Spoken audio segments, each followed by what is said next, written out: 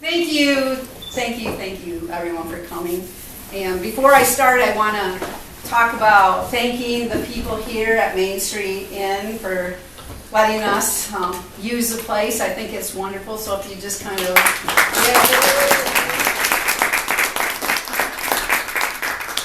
And let's do a really loud thank you for Marie, Lance's wife, for making the soup. She's not here, so we have to do it really loud so she can hear it, right? All the way to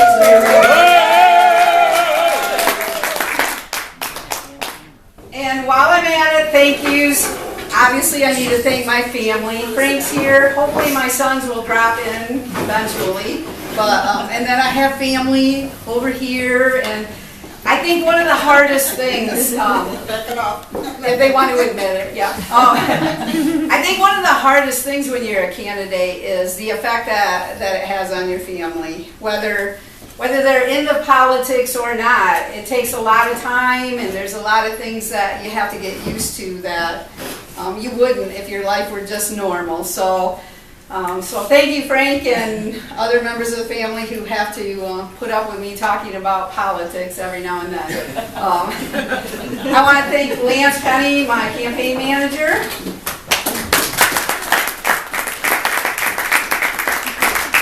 Another tough job. I've been told that sometimes candidates are just a little challenging, but Peggy McClellan is my treasurer, so she's Linda Hoving right here is my office manager. And then Scott McNabb, who's my communications guy as well. All right, so here we go. Are you ready? Awesome. I think we can probably all agree that politics has come to a very hard place over the last few years. I know that's what I hear when I'm out campaigning, and like you, I feel it too. We have all chosen which camp we're in, right? MSNBC or Fox, red or blue, left or right. But choosing sides is not enough. Something else has to be done. Most of the people that I talk to want our elected officials to work together. They want government to work in order to help them solve their problems and make their lives a little better. As we kick off this campaign, let me be blunt. Now, I know some of you would expect nothing less from me. We are facing a crisis in our wonderful state, and it's a crisis that demands immediate attention. Polluted water, poisoned children, uninhabitable schools, unelected emergency managers. These are just a few symptoms of a greater crisis. The failure of leadership in Lansing, coupled with an imbalance of power, produces crises. This critical lack of leadership is caused by one party that runs the whole show in Lansing. Republicans control the governorship, the statewide constitutional offices, and both houses of the legislature. They even have a super majority in the Senate. And they control the Supreme Court. You've heard the old saying, absolute power corrupts absolutely.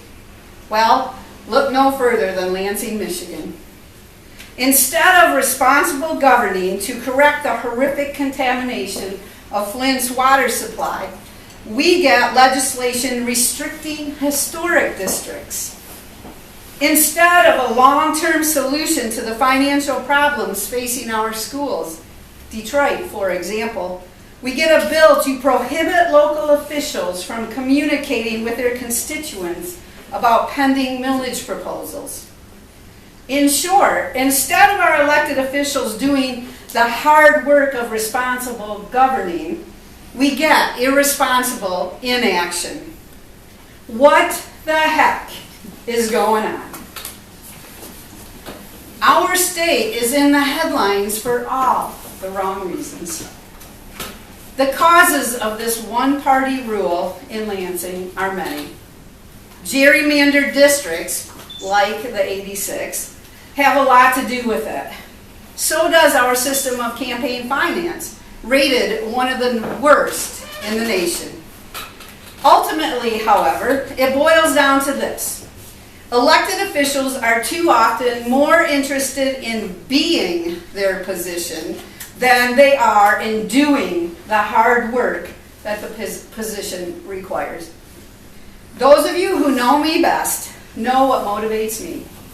It's not the title, it's the work.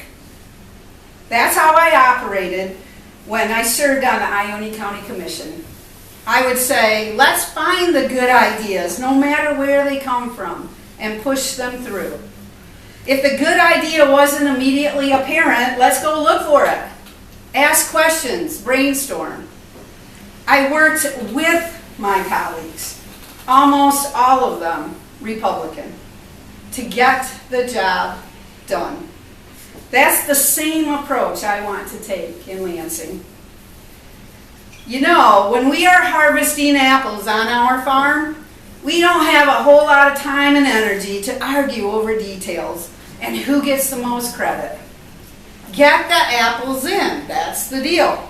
Get it done. That's the approach I'm talking about.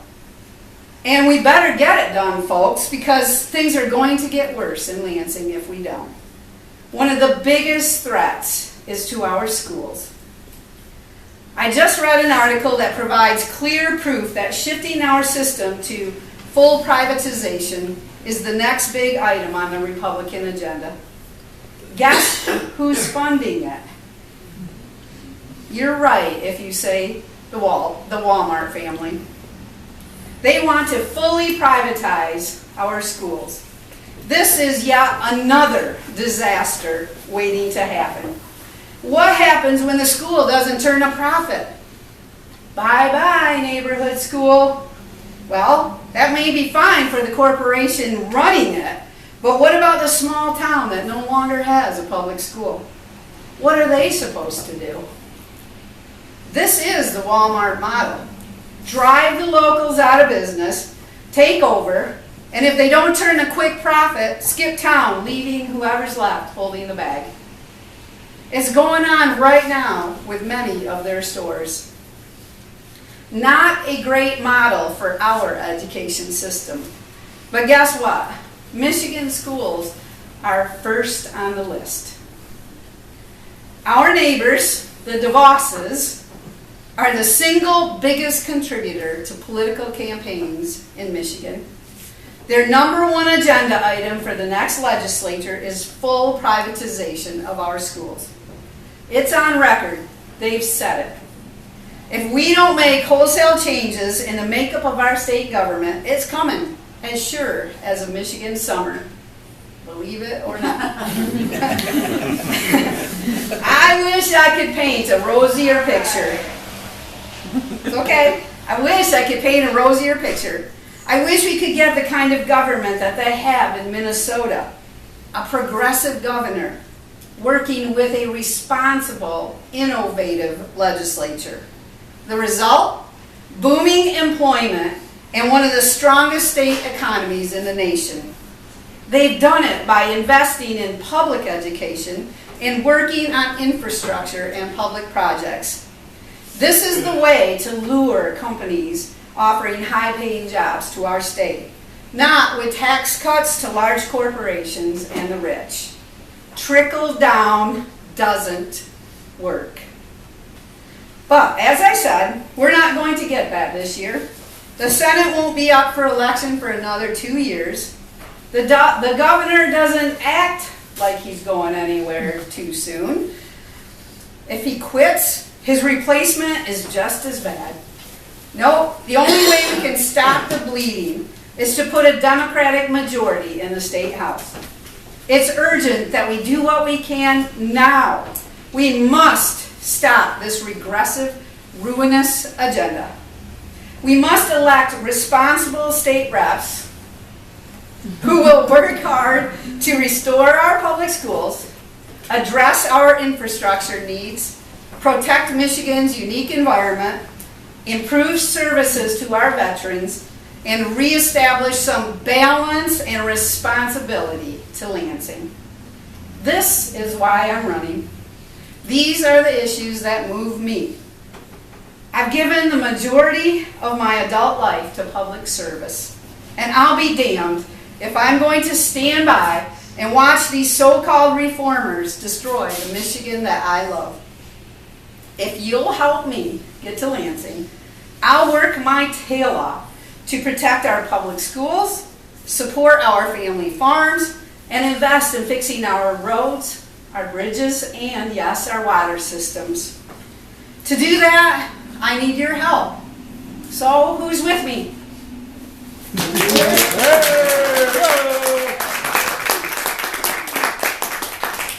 Great. I knew I could count on you, my friends.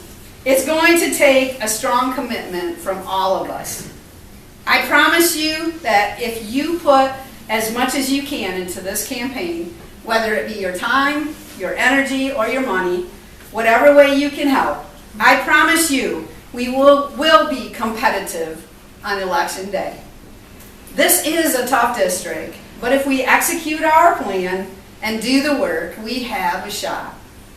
Just imagine the look on Dick DeVos's face when he realizes the next state rep is Lynn Mason.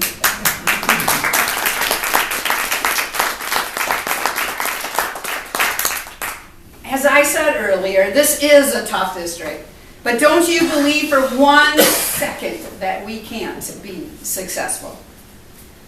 Let me leave you with a little story. I hope will inspire you a bit and also reveal something about me. I've been told my whole life by various people that I can't do this or I can't do that.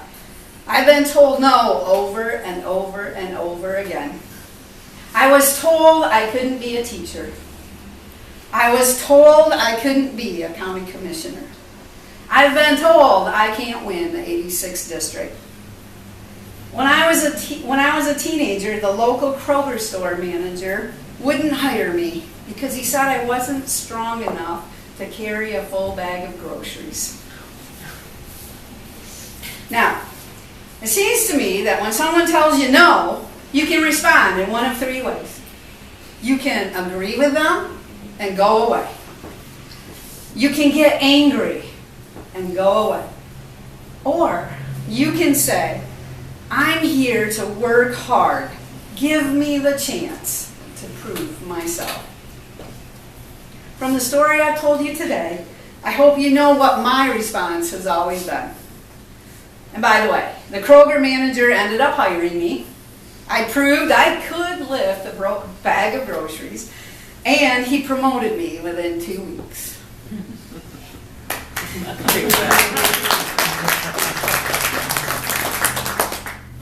Thank you so much for coming today.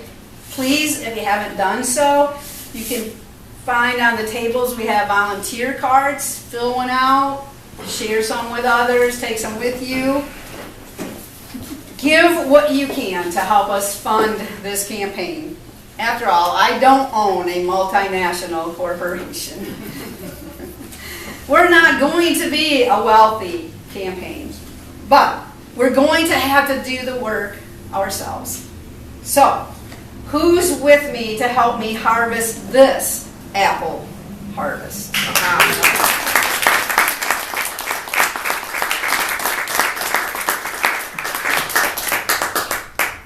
Thank you very much.